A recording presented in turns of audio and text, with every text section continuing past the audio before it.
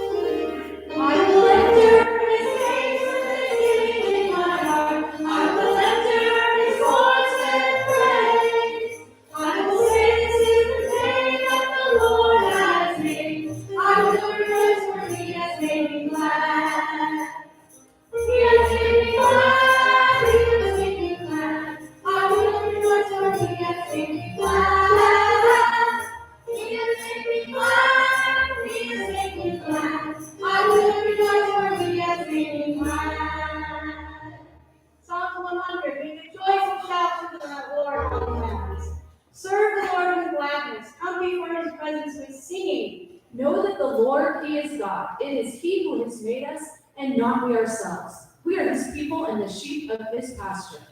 Enter His gates with thanksgiving and into His courts with praise. Be thankful to Him and bless His name, for the Lord is good. His mercy is everlasting, and His truth endures to all generations.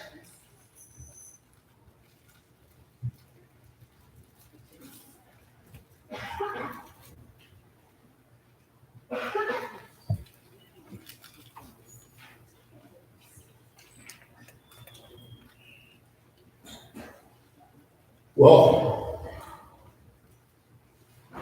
We're glad that you're all here.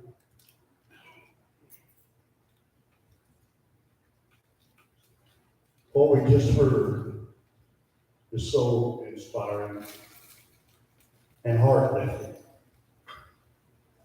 So let's go to the Lord in prayer and thank Him for some of the blessings that we received.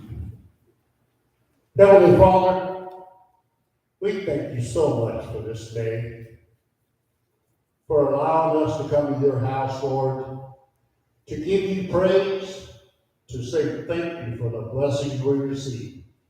For we know, Lord, without you, we would not have any of it.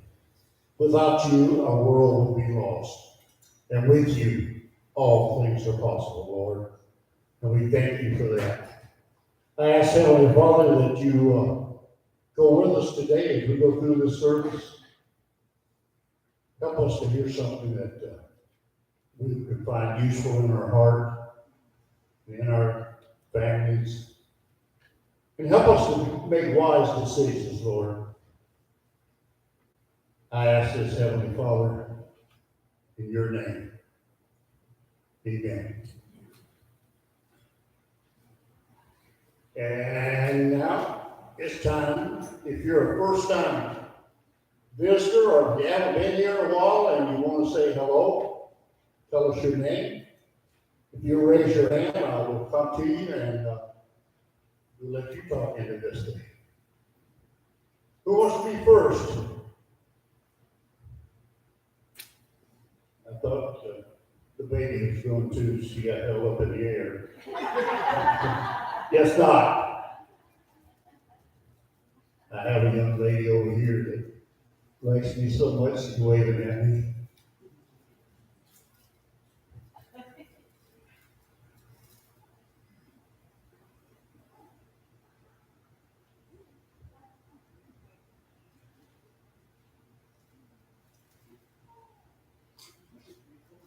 I got my friend here over today. Her name's Kehlani. We welcome.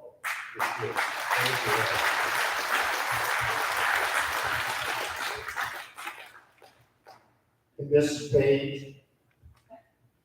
Hello.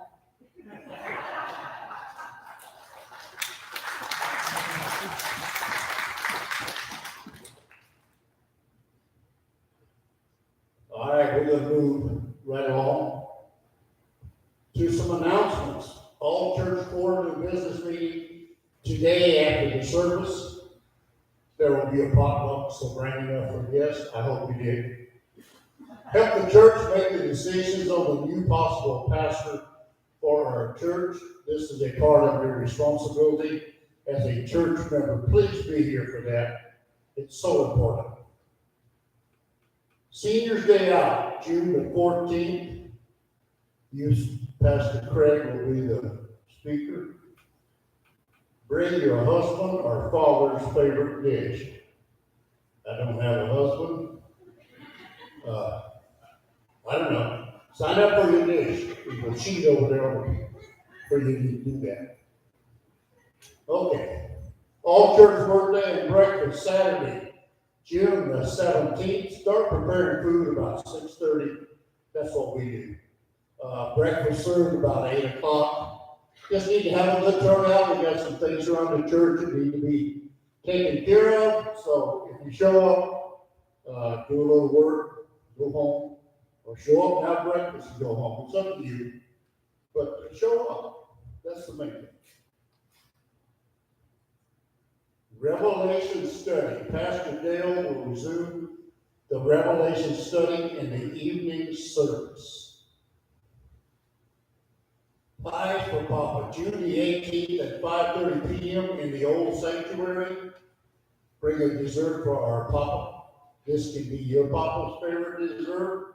If you are a Papa or have a Papa, you are welcome.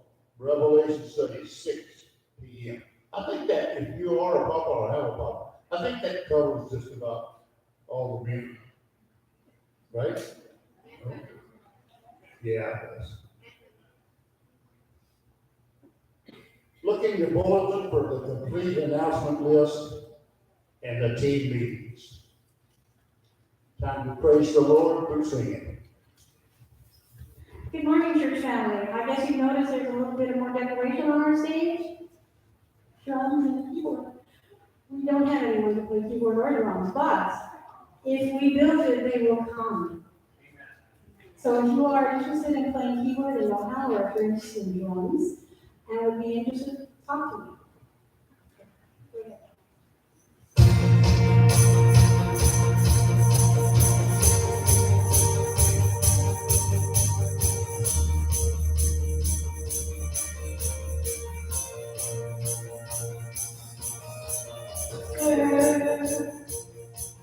Stir in our hearts a passion for you.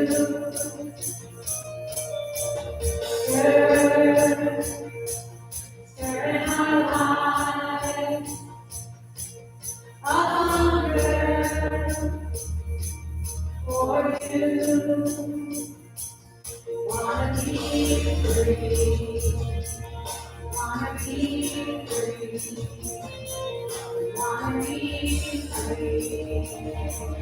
Come on, Spirit. Come on, be higher. Be in your presence. In your heart desire. Lord,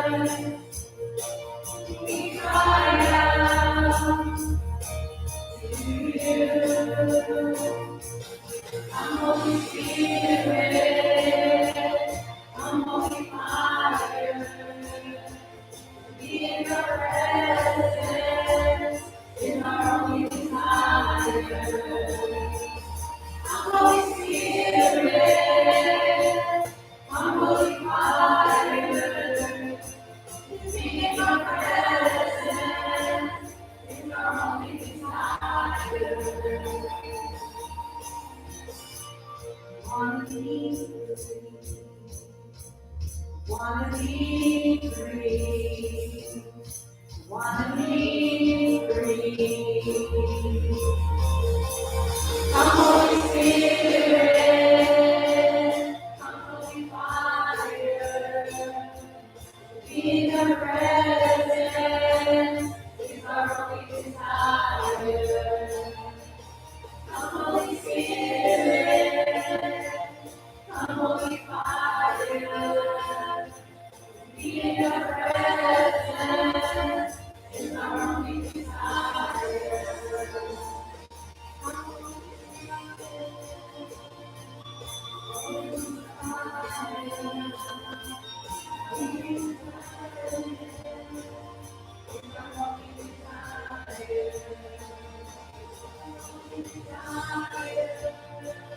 It's our only desire. It's our only desire. It's our only desire. You are our only desire.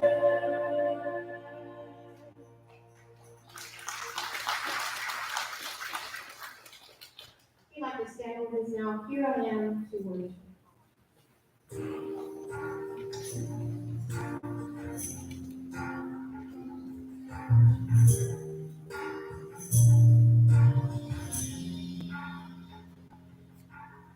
Light of the world, you step down into darkness. Open my eyes, let me see beauty that made this heart adore you. Walk of the light, stand with you. And here I am to worship. Here I am to bow down. Here I am to say that you're my God. You're altogether lovely, altogether worthy, altogether wonderful to me.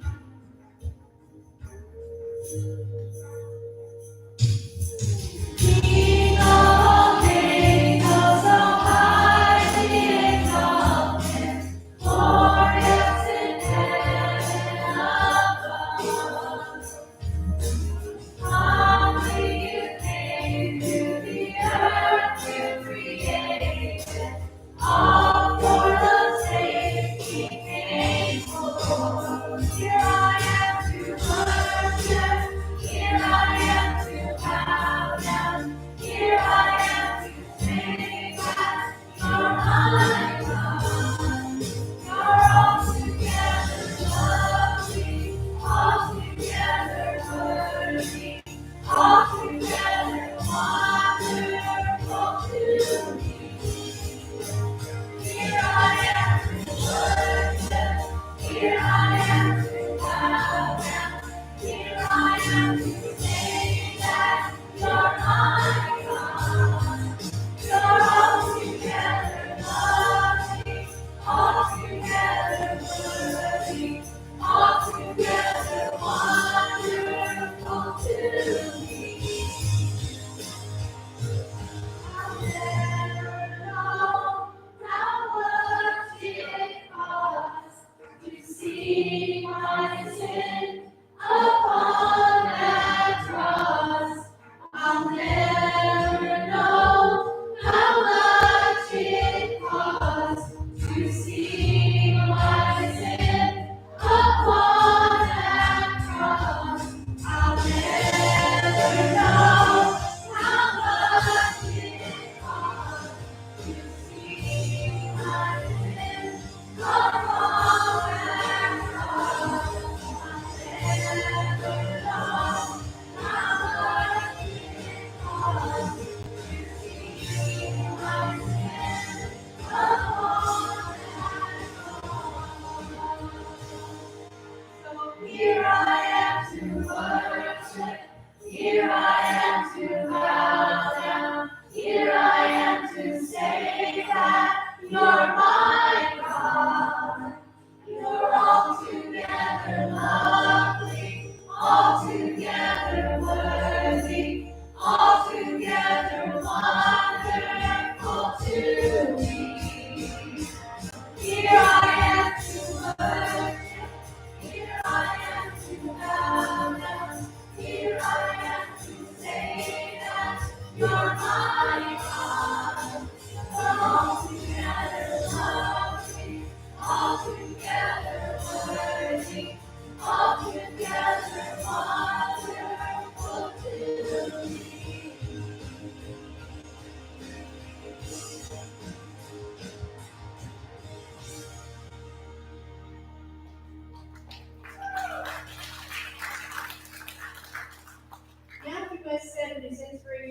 song comes from Hebrews 13:5.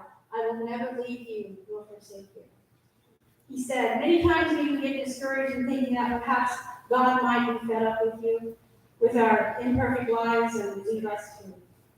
I wrote this song in hopes that it might be a line-by-line reminder that no matter who's walked out on you in your life, no matter who's left you, there is one who never will. Amen. The Bible reminds us that over and over again that He is not a God who walks away. He is a God who pursues. He's not a God who gives up. He is a God who wants to persist with you. He's a God who does not change His mind.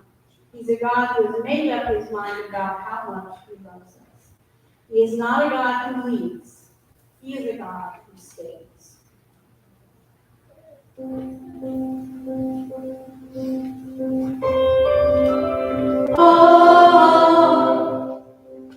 Oh, I were you, I would have given up on me by now. I would have labeled me a lost cause, 'cause I feel like a lost cause.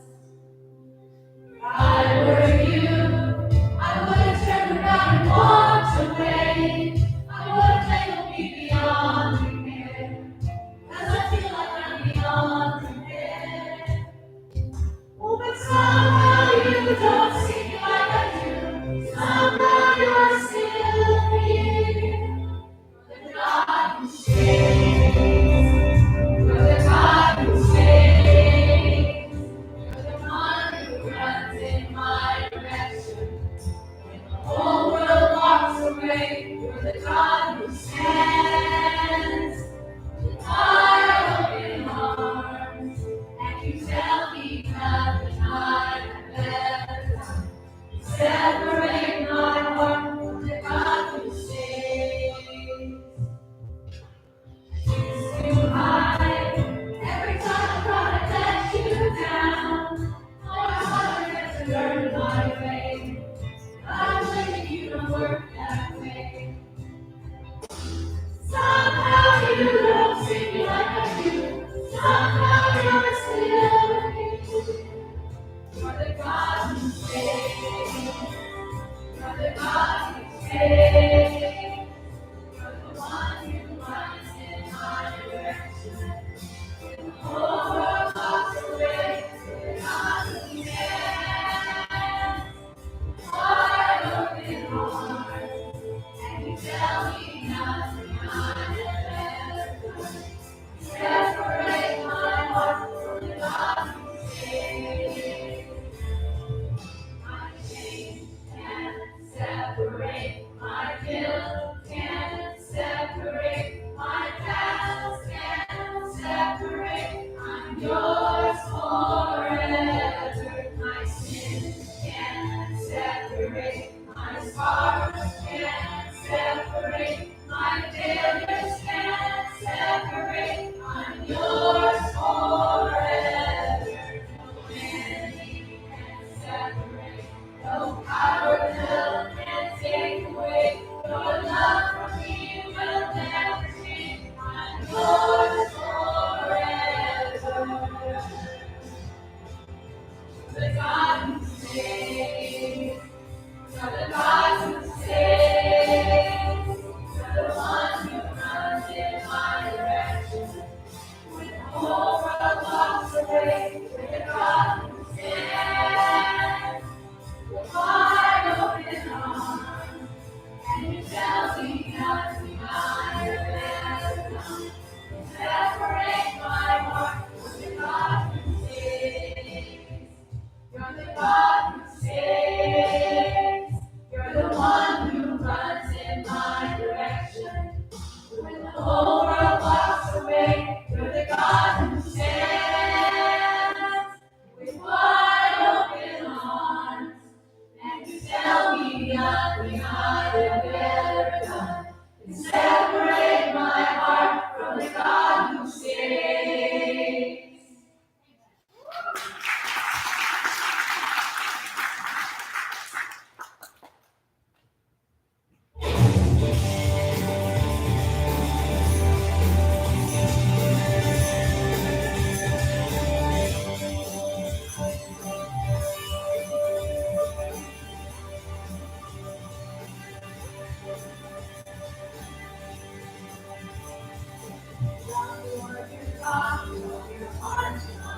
soul, and all your mind, and all your strength.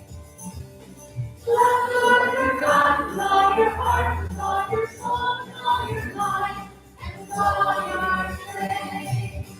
With all your heart, with all your soul, with all your mind, with all your strength.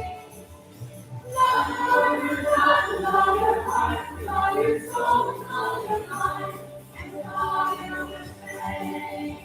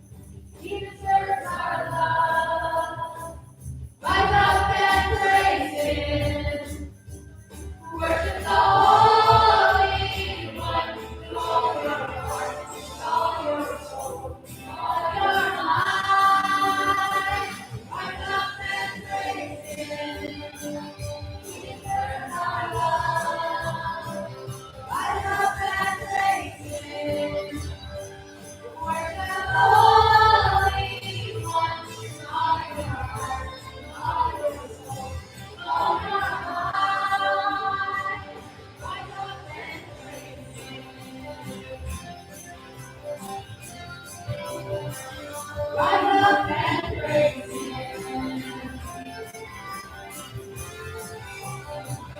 Rise up and praise Him. Rise up and praise Him. Praise Him all.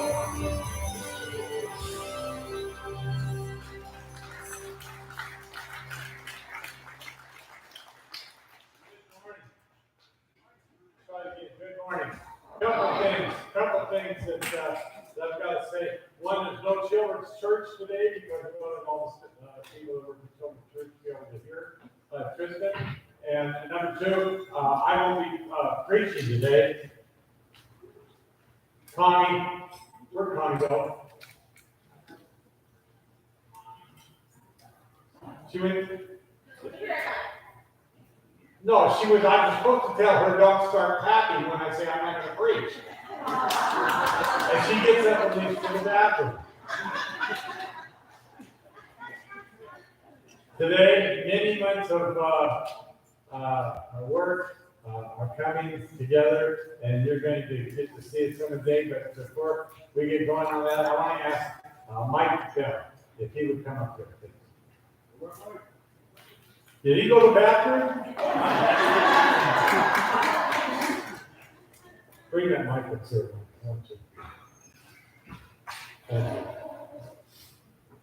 Mike really knows how much work's been going on because he's had to yell at everybody.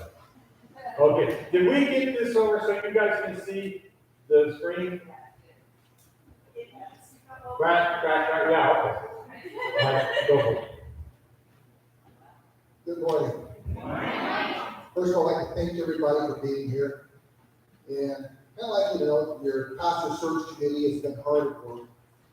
And after reviewing countless resumes and a lot of careful consideration, basically going through the pastor gauntlet, basically.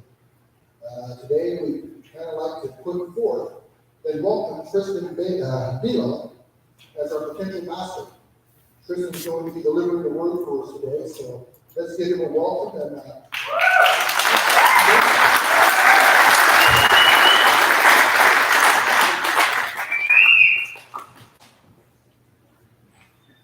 I'm not gonna lie, I'm a little bummed there's no children's church because I was told there was gonna be puppets and I almost didn't come up here.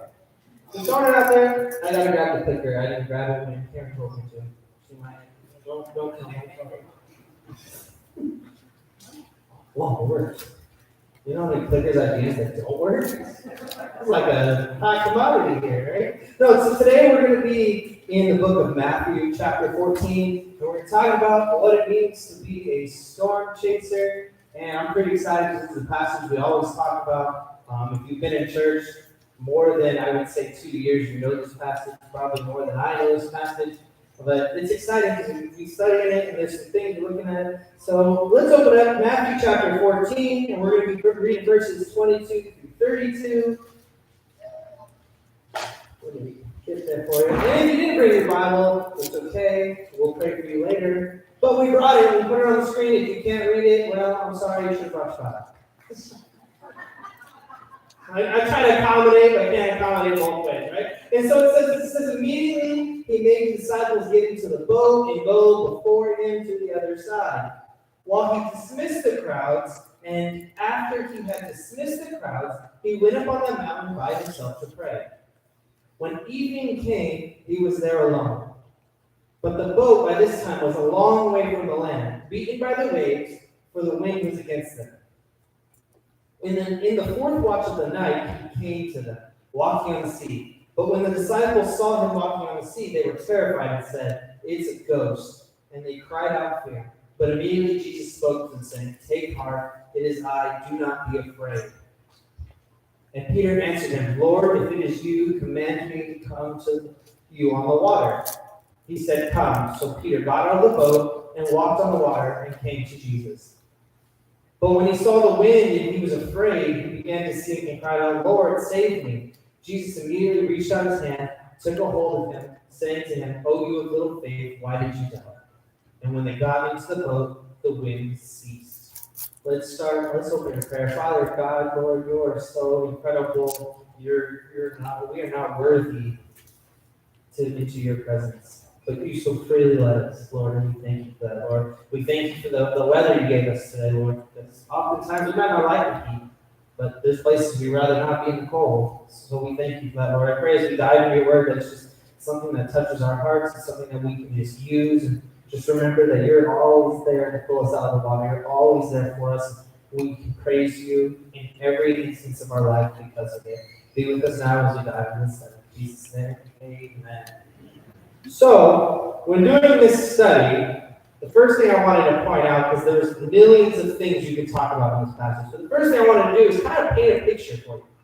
Paint a little picture of what's happening in this moment. So I call it the calm before the storm. And when I call it calm before the storm, I put paint the picture, and when my wife made the slide, she said, that's an ugly title. And so the calm before the storm, right? Because I want us to, where are we at? What is the significant point that takes us to the point where Peter challenges Jesus and says, tell me to come out of the boat.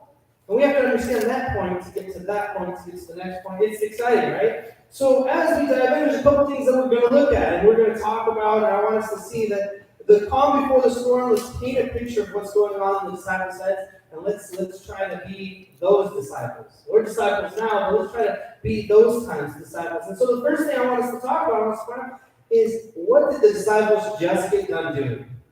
And the thing they just got done doing was feeding 5,000 people. This is the miracle. They fed the 5,000, loaves of bread and some fish and all these things. And the first thought that came to my mind when I think about this is, have you ever been around 5,000 people?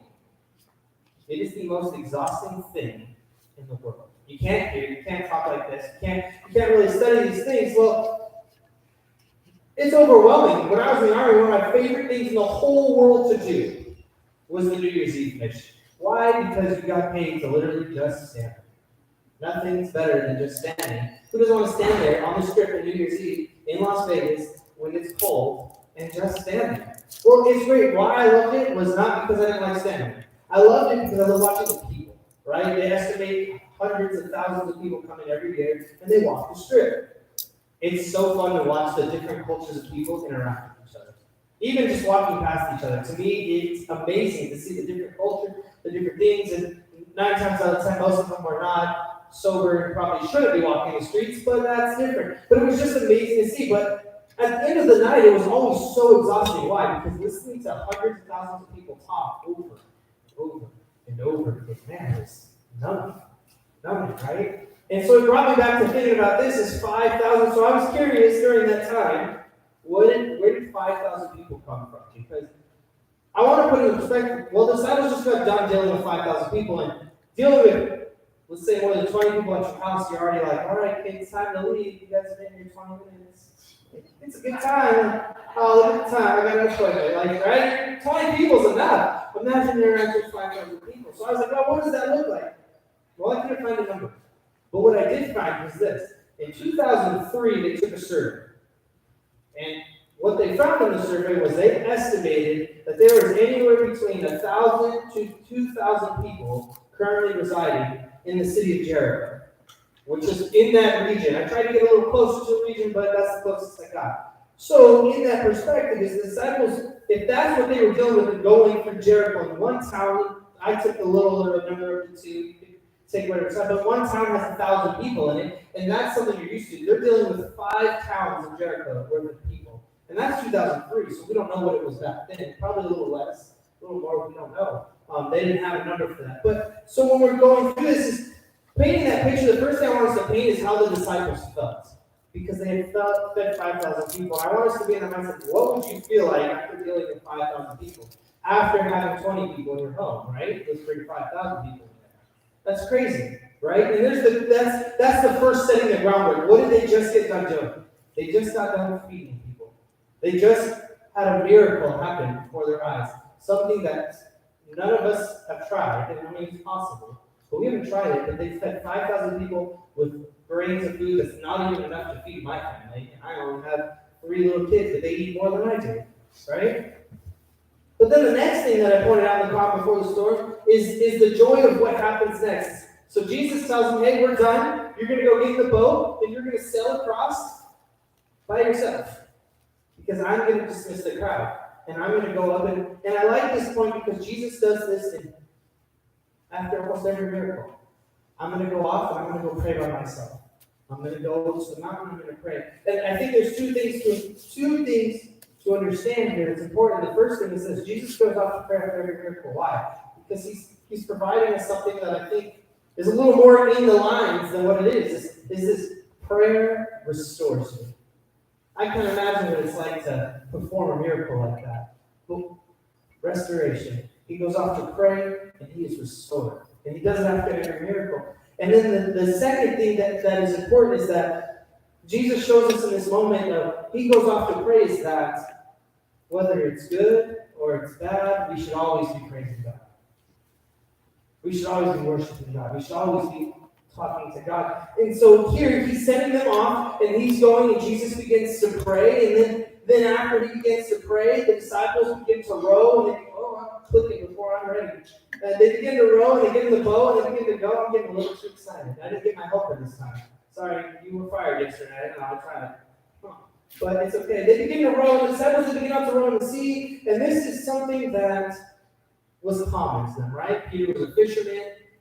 His brother was a fisherman. They loved to fish. They knew the water. They knew everything about the sea. They probably knew what happened when you get dark. I've been to the ocean a total of one time. And I'm going to tell you, when the sun goes down, the ocean is horrible. I don't know why people like the beach. It's horrible. It gets windy. It gets cold. We were all sunburned. Nobody told me that you can't be in salt water that long, whatever. But it's miserable. The waves are crashing and everything. And so to think about that at this time and painting this picture is the disciples get the boat to row and they just perform this miracle and Peter knows the water. He knows what's going to happen. And they're like, let's go out and row. And they begin to row and they begin to do this strenuous task because the wind picks up and the waves pick up. And it begins to row. And I feel like this is a nightmare. I don't fish. I don't know how. I fished one time when my father-in-law did all the work. I just think I caught the fish because I pulled it out of the water. He did all the work though. But I feel like this is a nightmare for him. It's night. It's starting to row. And they get into that moment they begin to row. And then the wind and the waves begin to pick up. And this is crashing on the boat. And I don't trust boats now. I have a fear of water. And even in the safest boats, you can go in a little cabin and you're like, I can't die in here. I'm fine. Don't trust them. But here they're in their little wooden boat and the winds are crashing, the waves are going, and it's going to that moment where there is no safe area. And they're afraid and they start to say, well, what's next? Because as so many times as a Christian they've seen, they see what happens next. And just at that level of exhaustion they get to, and that level of fear that they get to, the waves and the storms are crashing. They're tired from helping Jesus. Jesus isn't there, so they know Jesus can perform a miracle, but he's not there. So even the safety blanket they had isn't there. And just as all of that starts to sink in, then here comes Christ walking on the water. And at this level, I feel like there's a couple things that could be running through their heads. Do I know? I don't, because we haven't asked them. But when we get to heaven, I look forward to asking. But the first thing I wonder is, did they think they died? Because the first response is, it's a ghost. Well, do you think you died? What was going through their mind at that point? The second thing I thought about is, did they think that Jesus wasn't there? You know, you get tired and sometimes you see things. Sometimes you're like, oh, what is that? And you see things and they're not there. I mean, I've talked to some people I talked to some Army Rangers when I was in Fort Benning, and that's where they train them. And those people that bring you to a level of exhaustion, they'll start telling you things, and you're like, I don't see a unicorn riding the rainbow. Like, what are you talking about? It's raining right now. And they're so tired, they just see things. So did they think they saw things? It's really interesting to think about what mood they were in, because as they were entering that mood, they said it's a ghost, and then here's this response from Jesus, and he reassures them, and he tells them, no, it's not a ghost, it's mine, don't be afraid, it's me, take heart, don't be afraid. And that's that picture we're painting. What did they do before? What are they going for? Where are they at? And I think it's important to paint, because then it brings to the point of why we're here. What's the point? What's a storm chaser? What's all that stuff? And I love the next part of this verse, because it comes in, Peter does something that is unique. And he challenges Jesus. right? Because Peter's faith begins to test. And so we get to see Peter's faith get a little tested, and then we'll get into why it's so important to understand. And we see Peter's faith a little tested, and the first thing that he does in this moment is say, Jesus, if it's really you, prove it. Tell me to come out of that water. I didn't even know I was on the right side. I've just been clicking this hoping for the best. Right? Back in 28, verse 28, if you look at it back then, it says, Peter's asking, Lord, if it is you, command me to come to you on the water. And Jesus said to come, right? And I thought this whole passage, this one verse, is the one thing that I was hung up on. I couldn't get past it for a while because I feel like there's so much about it. Why? First off, the first thought that came through my head is we call Thomas the doubter because he didn't believe Jesus was alive. I mean, Peter didn't believe it was Jesus on the wall. Why aren't we calling Peter the doubter, right? But no, then as I started to go, I was like, okay, well, why didn't he see it? Peter just seen a miracle, right? They fed 5,000 people. He just seen a miracle. So why was he so quick to be like, no, that's not Jesus. Prove it. You really are who you say you are. Prove it. And what I come to find out is very interesting in this is the moment of this, is that Peter understood something that I think we understand, but we overlook. This is what Peter understood in this moment, why he asked him for proof is this. Peter understood even Satan and demons could perform a miracle. They can make something look good, and Peter understood that. But what Peter also understood was only the Son of God can let somebody else do the miracle. Only God had the authority to have Peter come out of the boat. So it wasn't a challenge of saying, I don't believe it's you. Is this God moving? Or if you're Jesus, tell me to come out on water. Because why? The Son of God has the authority to have me walk on water that I know how deep it is because I've been there. I'm a fisherman. I know what happens when you get out of the boat. I imagine at a very young age he learned what happened when you step in the water and you don't stand. Right? But Peter understood at the point is that Satan can do things that make you seem impossible. It seems impossible to do something like that. Oh, that looks so good. That looks so great. That looks so grand. But only the Son of God can actually do that. And so Peter asked him, Jesus, prove it, right? And then he comes to the next step, and the next step he goes into is, he doesn't just ask him to prove it, but then he goes in and he says, all right, prove it. I'll prove it. Jesus tells him, get on the boat. Let's go. Come on, right? And so Peter, he gets out of the boat. And I think it's important for us to understand this is, when he gets out of the boat, it's not just a thing. Have you ever signed up for something and you're like, without even thinking about it, you're like, prove it and I'll do it. And you're like, all right, do it. And you're like, oh, I didn't think that through. I don't know if I can actually do that.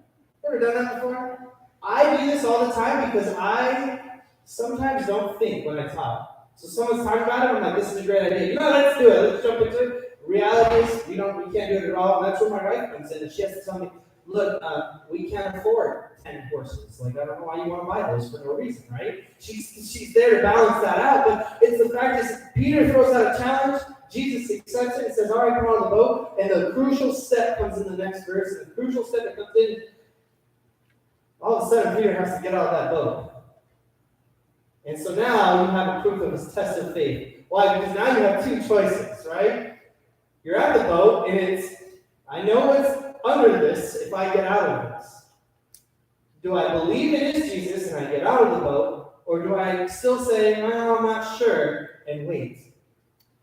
Because the challenge is wrong to get out of the boat, and he has to decide, am I going to go for it or not? And so what we see Peter take the ultimate step of faith, and I think it is one of the ultimate steps of faith because he is a fisherman. He knows drowning.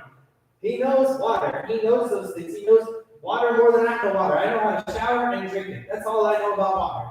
He knows how to catch fish. He knows, there's plenty of times in the scripture we see where he's like, we've already fished over there, there's nothing over there. And Jesus is like, no, go over there, there's nothing over there. But he knows those things. But we see him still take the faith and he gets out of the boat. He throws the challenge and Peter gets out of the boat. And he begins to move forward, and I think the key thing about this, it's not just about the faith, it's the fact that he begins to move forward with the confidence that it is the Son of God. I am okay, because Jesus is there for me. And he starts walking on water, which is cool, because I wish I could walk on water, then I'd never have to get in the water. Like, it's great, right? But the next thing that happens is the storm picks up, and it never left. The waves are there, the wind is there, it never left. But instead, he was so fixated on this challenge that I'm going to do it bold and confident, he begins to walk on water. And then he begins to look around and start to notice, hold on now, I'm not in the boat. I'm not doing okay. And the wind starts to blow and the waves start to crash and he begins to sink. And we see that it starts to his face starts to teeter a little bit. Because things get a little fearful, right? And painting that picture is important because I want us to understand, not only did he teeter, but he's tired. They just served thousands of people. He's exhausted. He's just drained. He's done. And then they think they're going to die already, and here comes a ghost that says, oh, I'm Jesus. So he's at this level of fear, and he starts to walk, and he begins to sink because he begins to drown. And I think this is a very big detail because he begins to sink. And it's a very big detail for us in our lives.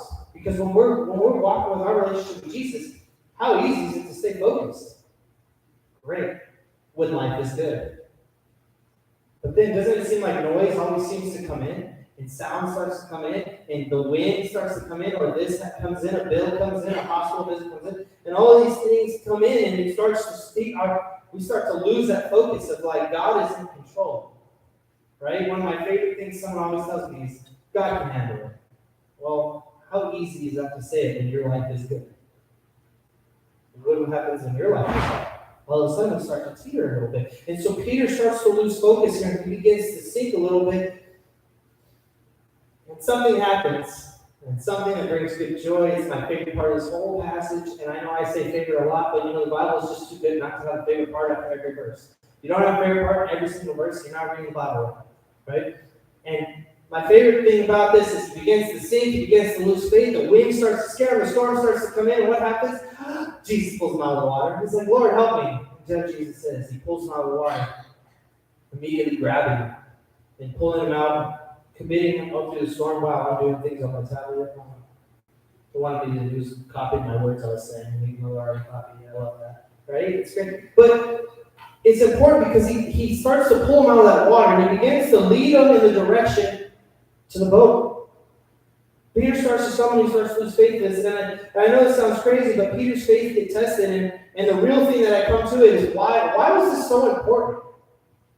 This is a miracle that happened with the disciples and just the disciples by themselves. It's not like anybody else was around. It's not like those 5,000 people were there. Remember, Jesus dismissed the crowd. So nobody really saw this. What was the significance of this passage on why Peter had to walk on water? Why was it so important that we needed to know about it? It's a miracle. And I think anytime God does a miracle, it's a great thing to know about and to worship and celebrate about. But why is it so important? I think it's because there's a couple of things that this passage speaks about, and it talks about, and it changes, that I think apply to us today. And I think we kind of start to stumble on this thing. And the first thing I think is important for us to understand is this: just like Peter, Satan tempts us all the time. The devil comes in and tries to stray us all the time. And it might be in ways that we don't think so, right? Sometimes there's things where you're like, wow, today is a bad day. And then something happens and you're like, that's too good to be true. And you don't believe it, right?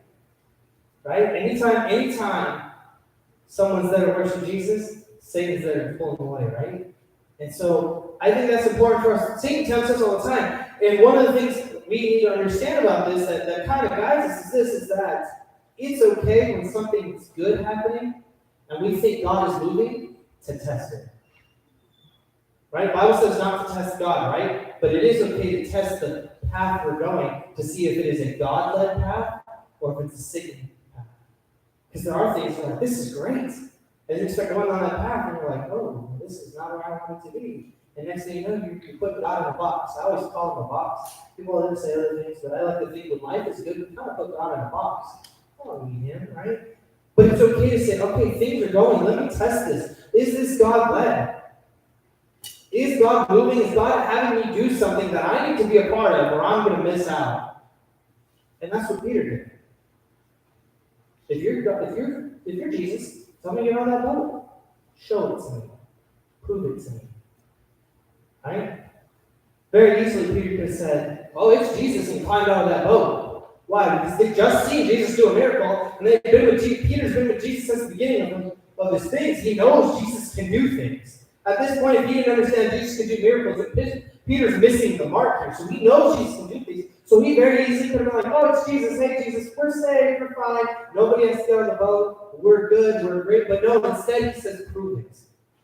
And Jesus does. And I think sometimes in our life, we don't have to challenge God and say, God, you need to prove it. But we are allowed to say, God, if this is you moving, help me understand that it's you moving. Help me understand that you're pulling me in this direction. Help me understand you want me to do this, right? But then you got to go to the next step. And the next step is the hardest step is when God says, yeah, it's me. We're doing it. Let's go, right?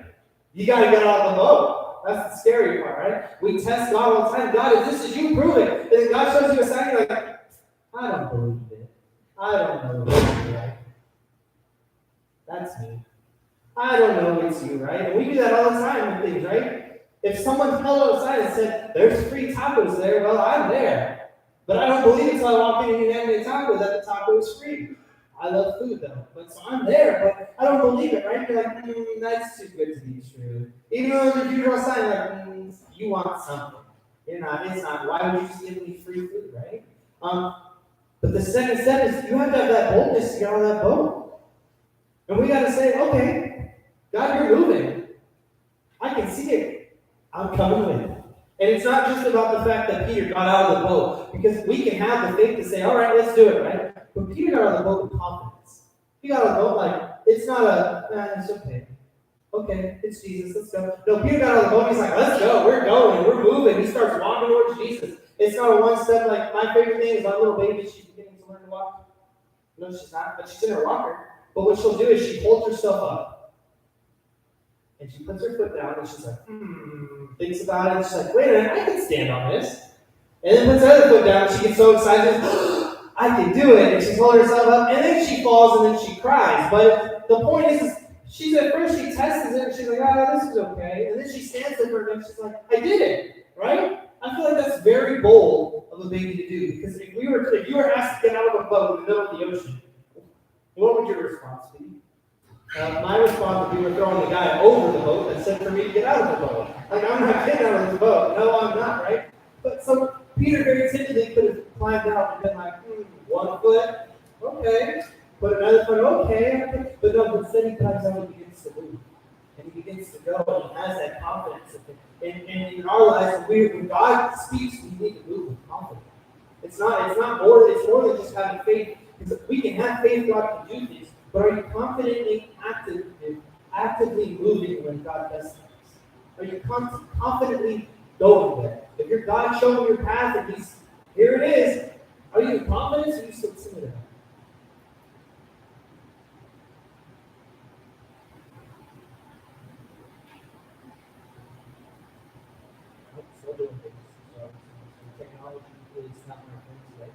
The last thing that's important to understand, and I think it kind of ties in with confidence, is this: we have to have the focus and the faith to say, God can handle this even though I cannot.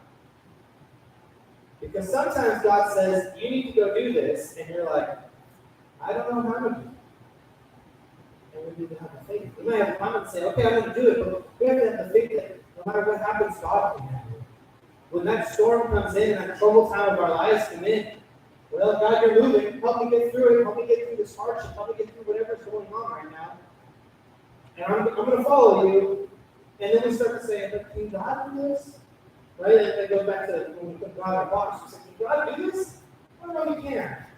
I don't know if he can handle this big problem I have. Because God must not be big enough to handle this. Right? But in reality, we understand that God can handle it because God can handle the big problem.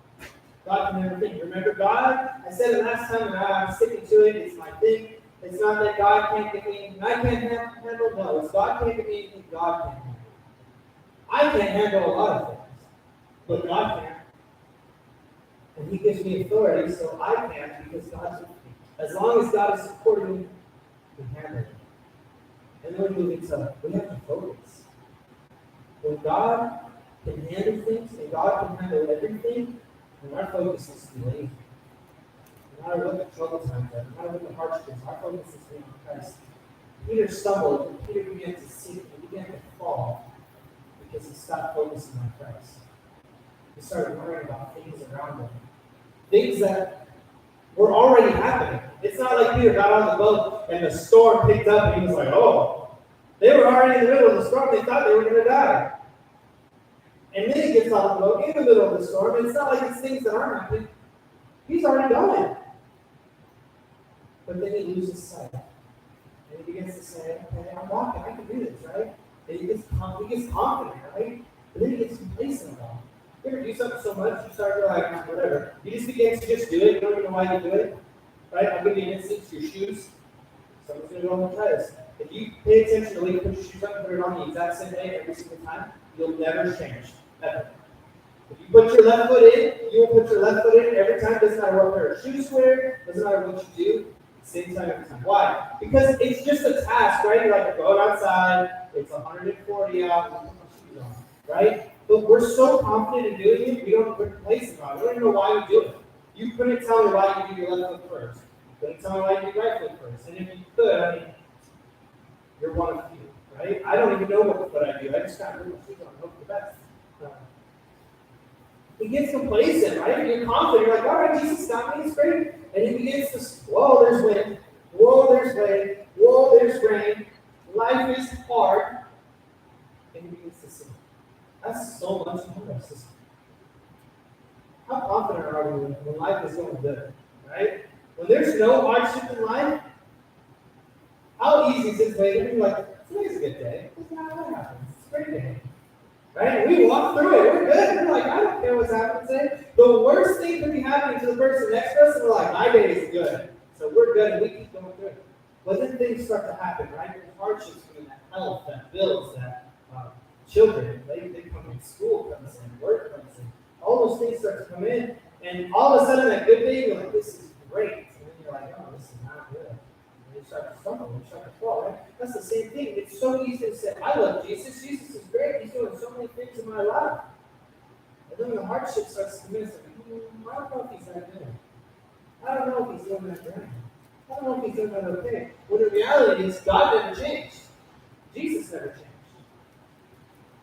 We just lost focus of it. We just lost focus of the fact that God does everything. Jesus is in care. I'm already bought, paid, and redeemed because of Christ. And we lose focus on that because that storm starts to come in. And we begin to teeter, we begin to sink, we begin to start to go down and say, I don't know what's happening. God, you were good yesterday, but today I'm just drowning. I don't know what's happening. When the reality is to examine ourselves and say, it's not that God was bad today, God's good today.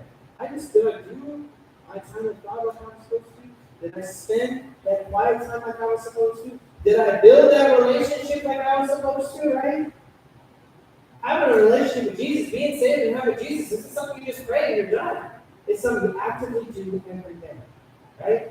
Your spouse, and some of you have been married a long time, right? If you stop talking to your spouse one day and didn't talk to them for the rest of your marriage, how much longer would that marriage last? No, you have to interact with each other. You can't say one day like, hey, we're married, but I'm not talking to you anymore. And just give up, right? That relationship starts to stumble. Look, I saw something you guys are thinking about it. Don't do it. Don't do it. Father's Day is next week. You want good gifts? Don't do it. Everyone can use a new tie and socks. Come on now, right? But you think about it, right? If I told my wife, hey, we can live in the house, but I'm never speaking to you again, that relationship would not last that long. Because you have to communicate. You have to build with each other. You have to interact with each other, right? It's the same way with Jesus. You can't just say, I'm saved and life is great. You have to have that conversation. You have to have that interaction. You have to have that focus on it. Because when we focus on the good, all of a sudden the bad doesn't seem so bad. Right? I have a friend that says he's a half glass full guy. I've never heard of that until he told me that. He's like, no matter how bad things are good. I've always heard half glass empty. People told me that, and I believe that, but I've never heard half glass full. And first off, that's not even good English. I'm not even English grammar, so that doesn't make sense. But it doesn't matter what bad is happening. He's like, it's good. Oh, someone died, well, they're in heaven. That's good. Oh, I lost my job. Well, I don't got to work there anymore. That's good. I've never met someone so positive in my life. He even makes bad things sound like, he's like, oh, that's a blessing to you. That's not a blessing. Like, that sounds horrible, right? But we need to focus on Jesus.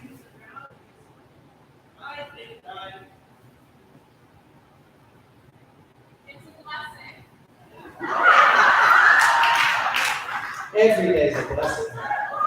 Actually, I won't lie, it is a blessing because this thing was hurting my ears. So the fact I can take this off, wow, alleviates so much, right? No, but it's a blessing, right? It's a, wow, I'm so focused on that. No, I'm just kidding, right? No, but when we focus on Jesus, the hardship seems to not be hard, right? And that's a reminder we need, right? And so what I created was a life application because I think it's important to us to apply it to our lives, right? What does this passage mean? Well, we gotta be able to test God and say, God, are you moving? And when God says yes, we need to say confidently, I'm moving, I'm there, I'm going. But we gotta maintain our focus so we don't forget to see. But here's the question: what happens when you start to see? It's not an if, it's a when you start to see, right? Peter was with Jesus forever, and he knew what Jesus could do. He still started to see. And so when? So I created a life application. And this is important, is this, is that we don't serve when life is sudden. But instead, we use the sun to prepare when life is stormy. Well, it says storms, but I like stormy. Play on words, right? We don't tend to always be excited about serving God when life is good, right? We don't lean on God as much as we need to when life is good. Because God's taking care of me, right? But when God's starting to struggle, when we're starting to struggle, we're like, God, please help me. Just like Peter, he starts to sink, and all of a sudden it's like, life is bad again. Please pull me up, Jesus, help me. Water back, right? And Jesus pulls him out of the water, and Jesus puts him in the boat, right? We don't serve when life is sunny. We tend to not do it. We're like, okay, we're good. I mean, life is pretty good for Peter. Challenge Jesus, right? And then he starts to sink. It's like, Jesus, help me, right? Same thing for us. We don't serve when life is good, but instead we use the good to prepare for the bad. We use that good time to build that faith and that relationship with Jesus. So when that thunderstorm starts to come in our life, whatever it may be, we're ready. Right? And I was thinking about Florida. Good old Florida. I don't know why anybody wants to live there.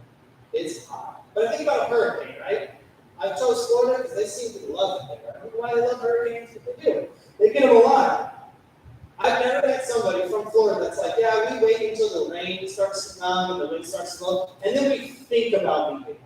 Or we think about boarding our stuff or whatever. No, they're weeks prepared. They're like, hey, there's a hurricane off the coast of so-and-so. They're like, I'm leaving today. I'm packing up my dog and my children and everything else. We're out. They're prepared. They're like, so when that storm hits, they're either not there or they're so prepared, they're like, we're riding it out. It's the same thing in our lives. Is how prepared have you been when the storm comes? Do you actively prepare? Do you actively say, we're ready? Let's do it. Peter had the faith to actively challenge and say, if you're God, prove it. But then he actively had the confidence to say, do you have the confidence to say, I can challenge God, and when he starts moving, I see that he's moving, I'm there. This microphone sounds so much weirder than this one. I can hear my voice like bouncing off my head. But we're there. And so what I decided that would be nice is I wanted to close us in a couple of questions, just to consider. And then we'll close in prayer. I wanted to close with a couple of questions. The first question I want you to consider is this. Are you in the middle of a storm? And I want you to consider that because sometimes we can blindly lose the storm. Sometimes we can blindly not look at it, right? So are you in the middle of one? And if the answer is yes, or if the answer is no, then question number two is your focus on Christ? Whether you're in a storm or not, is your focus on Christ? Because if your focus is on Christ, well, you're not going in the right direction. And then the final question I have is, if you are in the middle of the storm and you are struggling with the things, is this: have you called to be pulled out of the water?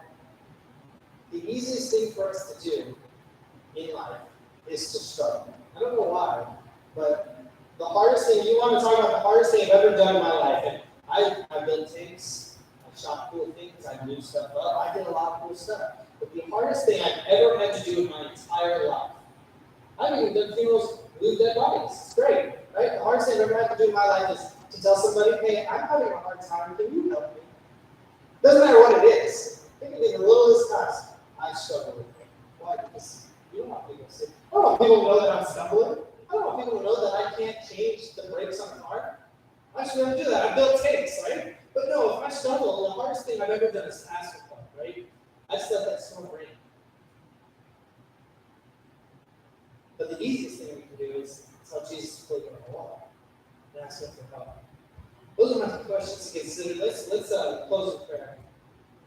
Father God, you're incredible, you're amazing, your words that we can't say because you're so good. And we can just keep saying it because you're so good, you're so amazing, Lord. Lord, I pray for all of us. Because we know it's not an if the storm comes, it's a when the storm comes, Lord. I pray that our hearts and we're just staying focused on you, and we're just seeking you, we're preparing you in the sunshine, so when the storms come, that we can chase after it, and know that you're at the end. The storm will go through, Lord. Lord, be with us now as we just continue worshiping you, continue honoring you, and continue being with you, that we can just develop a relationship with you, we can just come to you in a place to say, Lord, I'm in the storm and I need help. Hold me up, Lord. And be with us now in everything that we do. We ask in Jesus' name. Amen.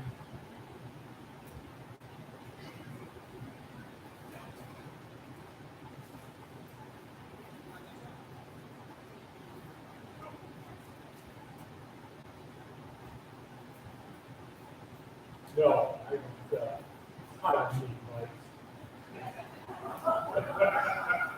I just so good. We need us to go forward and take the time and honor. Great job, Kristen. I mean, you know, doing with the mics and everything like that. And, we need to know if it's really good, something goes wrong. No, it's garbage.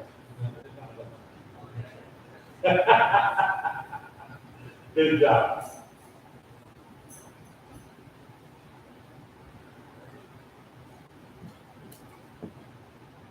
Yes, that's it. Heavenly Father, thank you for today. Thank you for this effective restoration. At this time, Lord God, I pray that you bless this offering, pray that you bless the gift and the giver. In Jesus' name, Well, we're collecting the offering. I tell you, we had a potluck right afterwards.